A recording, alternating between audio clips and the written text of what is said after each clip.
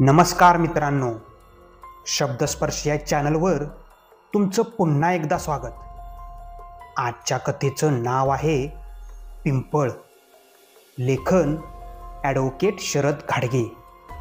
कथा सुरू करण्याआधी जे कोणी या चॅनलवर पहिल्यांदा आले आहे त्यांनी पटकन चॅनलला सबस्क्राईब करून घ्या. चला तर मग वेळ न घालवता कथेला सुरुवात करूया. जटावाला तात्या आपल्या कुडाच्या घरात बसून विचार करत होता. गावात आता सुखशांती नांदत होती म्हणून त्याला समाधान होतं आणि तो आपल्या जटा कुरवाळत आपल्या बंगाली देवीचं आभार मानत होता. तो राहत असलेली वाडी पण आता सुधारली होती. गावातली पोरं मुंबईला कामाला गेली होती. शेती भाती पण आता चांगली पिकत होती. गावातली लोक पण आपली कष्ट करून व्यवस्थित जगत होती.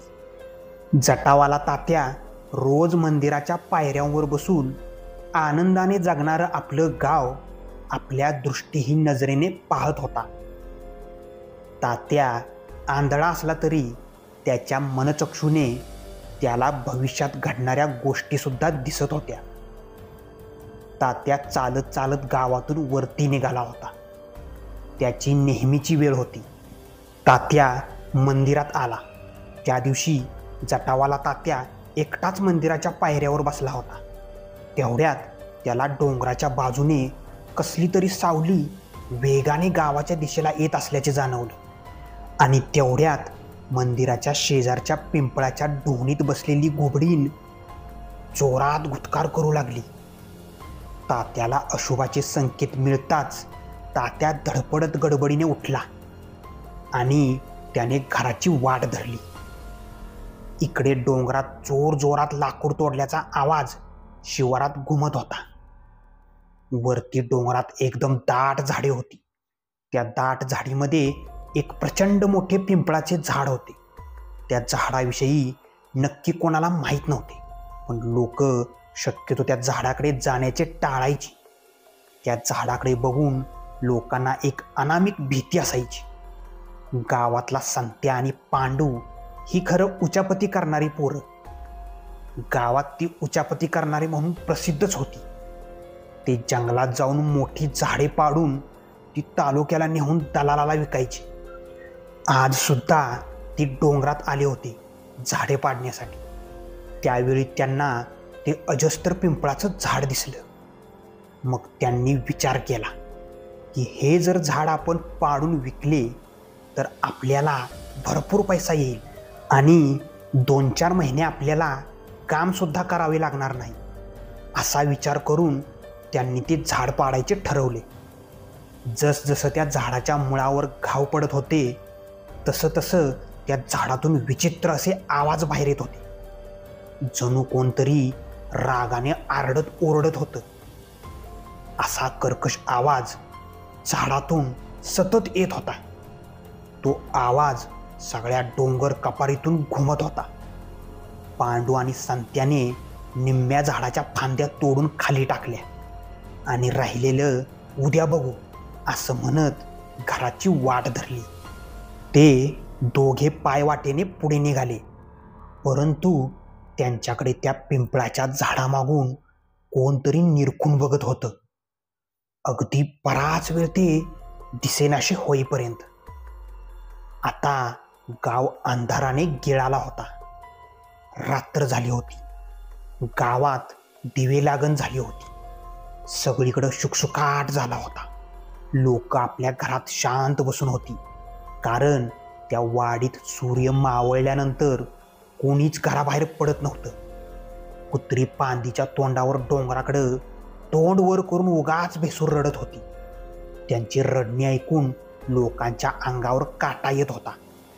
देवळाशेजारच्या पिंपळावरच्या घुबडिणीचे गुदकार सुद्धा आता हळूहळू वाढत चालले होते. जशी जशी रात्र वाढत जाईल तशी तशी शांतता वाढत होती. लोक जेवण खाण उरकून अंथरुणावर अंग टाकून पडली होती. संत्या झोप लागेना म्हणून तंबाखू मळत अंथरुणावर मांडी घालून बसला होता. रात्रीच्या 1-1:30 वाजण्याचा सुमार होता. संत्या अजून झोपला नव्हता.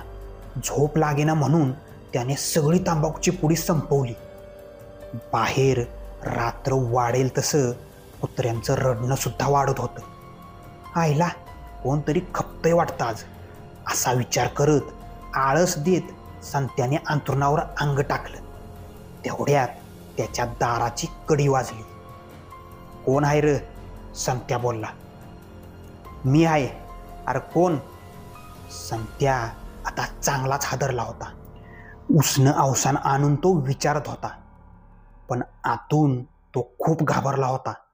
त्याने ओळखले होते, तो परत आलाय. दुसऱ्या दिवशी पहाटे संत्याच्या घरातून जोरजोरात ओरडण्याचा आवाज आला. संत्या रात्रीपासून गायब आहे. गावातली सगळी लोक सगळ्या शिवारात संत्याला शोधत होती. विहिरी, ओढे, पाणवटे सगळं शोधून झालं, पण संत्याचा पत्ता नव्हता. संत्याच्या घराच्या मागच्या बाबळीवर घोबडीन आपले डोळे गरागरा फिरवत होती, संत्याच्या घराकडे बघत. जशी लोक शिवारात गेली तशी घोबडीन डोंगराच्या दिशेने गेली. डोंगराच्या पायथ्याशी गाली गिरट्या घालत होत्या. ते बघून लोकांना शंका आली आणि लोक डोंगराच्या पायथ्याशी गेली. आणि समोरचे दृश्य बघून चांगलीच हादरली, कारण संत्या छिन्न विछिन्न अवस्थेत पिंपळाच्या झाडाखाली मृत अवस्थेत पडला होता. लोक आता चांगलीच हादरली होती. संत्याचा खून झाला अशी बातमी सगळ्या गावात उठली. गावचा पोलीस पाटील आला. त्याने 2 लोकांना बोलवून प्रेताचा पंचनामा केला. गावात आलेला फौजदार सगळ्यांची कसून चौकशी करत होता. संत्याची आई तर रडून रडून बेजार झाली होती. गावात प्रत्येक जण एकमेकांकडे संशयाने बघत होता. फौजदारांनी पांडूला चावडीवर बोलावून घेतलं. पांडूला चावडीवर बोलावून फौजदारांनी चांगलंच बडवलं, पण त्यातून काहीच निष्पन्न झालं नाही. बिचारा पांडू लंगडत लंगडत घरी गेला. लोक आता घरातून बाहेर पडत नव्हती. फौजदार तर गावात तळ ठोकून बसला होता. या सगळ्यांपासून अलिप्त होता तो म्हणजे फक्त जटावाला तात्या. आणि ही गोष्ट कोणाच्या लवकर लक्षातही आली नाही, कारण तात्या कधी कधी 15-15 दिवस घरीच साधना करत असे. त्यामुळे तात्याचं अलिप्त राहणं लोकांच्या लक्षात आलं नाही. असेच कसे तरी 20-25 दिवस निघून गेले. गाव हळूहळू संत्याच्या मृत्यूच्या धक्क्यातून सावरत होतं. आज सगळं गाव शांत होतं. पारावर कट्ट्यावर सुद्धा कोण माणूस बसलेलं दिसत नव्हतं. पांडूच्या घराकडे जाणं लोक टाळत होती, कारण बऱ्याच लोकांना असं वाटत होतं की पांडूनेच संत्याचा खून केलाय. एक दिवस तालुक्याच्या गावातून लाकडं घेणारा दलाल गावात आला आणि पांडूच्या घरात गेला. पांडूला घेऊन परत तो डोंगराकडे गेला. पांडू पण आता या धक्क्यातून चांगला सावरला होता. पांडू आणि तो दलाल चालत चालत डोंगराची चढण चढत होते. बहुतेक ते पिंपळाचे मोठे झाड बघायला जात होते. ते डोंगर चढत वर जात असताना त्यांना पिंपळाच्या झाडावरून कोणीतरी निरखत होते. तेवढ्यात डोंगरावर अचानक कावळ्यांनी जोर जोरात काव काव करत कालवा लावला. ते पांडूच्या आणि त्या दलालाच्या डोक्यावरून गिरट्या घालत होते. तसं ते दोघेही अचानक घाबरले. तरी सुद्धा ते कसे तरी पिंपळापर्यंत पोचलेच. आणि एकदाच काही तो पिंपळाचा सौदा करायचा असं ठरवून आलेल्या पांडूने तो पिंपळ दलालाला देऊन टाकला आणि त्याला पैसे देऊन उद्या लोक घेऊन येतो आणि पिंपळ तोडून घेऊन जातो असं कबूल केलं. ते दोघे परत चालत चालत गावाच्या दिशेने निघाले. त्यावेळी त्यांना उगाच आपला कोणीतरी पाठलाग करतंय असं वाटत होतं. पांडूला तर राऊंड राऊंड संत्याची प्रेत पडलेली जागा आठवत होती. ते दोघे गावच्या वेशीवर आले तरी त्यांना सारखा भास होत होता, आपला पाठलाग कोणतरी करत आहे याचा. पांडू घरात आला तसा त्याने सुटकेचा निश्वास सोडला. त्याला राऊंड राऊंड सारखं वाटत होतं की माझ्यावर कोणतरी नजर ठेवून आहे ते. दलालाने आपल्या मनातील विचार झटकून टाकले आणि तालुक्याची वाट धरली. त्यावेळेला खूप उशीर झाला होता. कितीही प्रयत्न केले तरी शेवटी गावाबाहेर जाण्याच्या आधी माळावर त्याला अंधाराने गाठलेच. तो भरभर चालत होता. माळावरच्या एकमेव झाडावर घोबडीने आपले डोळे गरागरा फिरवत होती. लांब कुठेतरी कुत्री सूर धरून रडत होती. त्याला आता उगाचच भीती वाटत होती. तेवढ्यात त्याला कोणीतरी आवाज दिला. शेठ, थांबा की, आपला हिशेब चुकता करूया. तसं त्या दलालाने पाठीमागं वळून बघितलं आणि त्याचा आवाज घशातच अडकला. तू तू तू परत कसं काय आलास? तेवढ्यात अचानक कोणीतरी त्याला ओढले आणि त्याला फरफटत सगळ्या माळावरून फिरवले. त्याचे शरीर आता रक्तबंबाळ झालं होतं. तेवढ्यात अचानक कुठून तरी करवताचा आवाज ऐकू येऊ लागला. तो करवत घेऊनच आला होता. त्याने पुढे येऊन त्या दलालाचा पाय धरला आणि करा करा करवताने पाय कापू लागला. दलाल जोर जोरात ओरडत होता. रक्ताच्या चिळकांड्या आजूबाजूला उडत होत्या, पण त्याचे हात काही थांबत नव्हते. हात पाय कापल्यानंतर त्याने त्याच्या पोटावर करवताने कापायला सुरुवात केली. लाकूड कापल्यासारखं तो त्याच्या पोटावर करवत फिरवत होता. दलालाची शुद्ध हरपत चालली होती. शेवटचे डोळे मिटण्यापूर्वी त्याने त्याच्याकडे बघितले आणि दलालाने डोळे मिटले. लांब कुठंतरी कुत्री सूर धरून रडू लागली. जणू काही ती दलालाच्या मृत्यूचा शोक व्यक्त करत होती. तो मोकळा भयान माळ दलालाच्या मृत्यूचा मुका साक्षीदार होता. दुसऱ्या दिवशी सकाळी लवकर उठून तालुक्याला कामाला जाणारा तान्या बोंबलतच परत आला. तालुक्यातून गावात आलेला दलाल छिन्न विछिन्न अवस्थेत माळावरच मरून पडलाय. करवतीने कापल्यासारखं घाव त्याच्या पोटावर आणि गळ्यावर दिसत आहेत. पोलीस पाटलांनी पुन्हा एकदा तालुक्याला जाऊन वर्दी दिली आणि तपासांती त्याला असे समजले की काल दुपारी पांडूसोबत तो डोंगरात गेला होता. पांडूला पुन्हा चावडीवर बोलवण्यात आलं आणि फौजदारांनी पुन्हा एकदा त्याला गुरासारखं बडवलं. तो हात जोडून रडत होता, विनवण्या करत होता, पण त्याचं कोणीच ऐकत नव्हतं. आता सगळीच घाबरली होती. आता कोणाचा नंबर येईल याची शाश्वती नव्हती.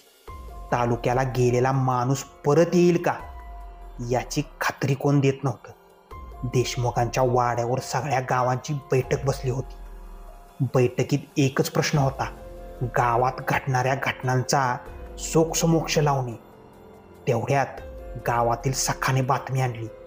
पांडूला फौजदार अटक करून तालुक्याला घेऊन गेले. तसं देशमुखाने सुटकेचा निश्वास सोडला. आता काय बघा, काळजी नाही, खुनी सापडलाय. आपापल्या कामाला सगळीजण मोकळी झाली. आता परत अशी काही विपरीत घटना गावात घडणार नाही. तसं लोकांनी माना डोलावल्या आणि आपापल्या घराची वाट धरली. गावातली सगळी लोक आता बिंदास झाली होती. आता गावावर आलेलं मळब आता दूर झालंय. परंतु यापासून दूर होता तो म्हणजे फक्त जटावाला तात्या. आपल्या कुडाच्या घरात तो साधनेत मग्न होता. त्याला गावावर आलेल्या संकटाचा धागा सापडला होता. त्याची ध्यान अवस्था झटकन तुटली आणि तो मंदिराच्या दिशेने जायला निघाला. गावातली लोक तात्याकडं आश्चर्याच्या नजरेने बघत होती, कारण तात्या 1 महिन्यातून आज घराबाहेर पडला होता. गावावर एवढे मोठे संकट येऊन गेले तरी सुद्धा तो घराबाहेर पडला नव्हता. मग आजच तात्या का घराबाहेर पडला याचा विचार लोक करत करत तात्याच्या पाठीमागं मंदिराच्या दिशेने निघाली. इकडे गावावरून संकट दूर झालं. आता काय होत नाही, सगळी भीती संपलेली आहे असा विचार करून संत्या डोंगराच्या दिशेने निघाला. त्याच्या मनात आनंदाच्या उकळ्या फुटल्या होत्या. पांडू जेलमध्ये गेला आणि सख्या मेला. आता गावातील झाडांना तोडून तालुक्याला नेऊन विकणार आणि मी मोठा व्यापारी होणार अशी स्वप्न तो बघत होता आणि डोंगराच्या दिशेने जात होता. परंतु त्याच्या मागं गावापासून पिंपळावरची घुबडीण त्याचा पाठलाग करत होती. तेवढ्यात कुठून तरी त्याला आवाज आला. सख्या लेका, जुन्या दोस्ताला विसरलाच वाटतं. आवाज ऐकताच त्याने गाडीमध्ये बघितलं, पण तिथे त्याला कोणीच दिसेना. तो आवाज त्याला जरा ओळखीचा वाटला. सख्याने तो आवाज ओळखला. त्याचं नाव त्याच्या मनात आलं आणि त्याच्या अंगावर काटा उभा राहिला. भीतीची शिरसरी त्याच्या मणक्यातून मेंदूकडे निघून गेली. त्याच्या केसातून घामाचा ओघळ शर्टमध्ये लुप्त झाला. त्याला सगळा डोंगर अंगावर आल्यासारखा वाटू लागला. तेवढ्यात झुडपातून अचानक अंगावर काहीतरी आलं आणि त्याला आतमध्ये घेऊन गेलं. आता त्याला समोर एक व्यक्ती दिसत होता आणि त्याच्या हातात धारधार कुऱ्हाड होती. त्याच्याकडे बघतो ना बघतो तेवढ्यात त्याने सपासप सखावर वार करण्यास चालू केलं. त्याचा एक पाय वरती उचलला गेला आणि त्याला झाडाला उलटे टांगले गेले आणि त्याच्यावर शेवटचा वार केला गेला. त्याचे डोळे सताड उघडे होते.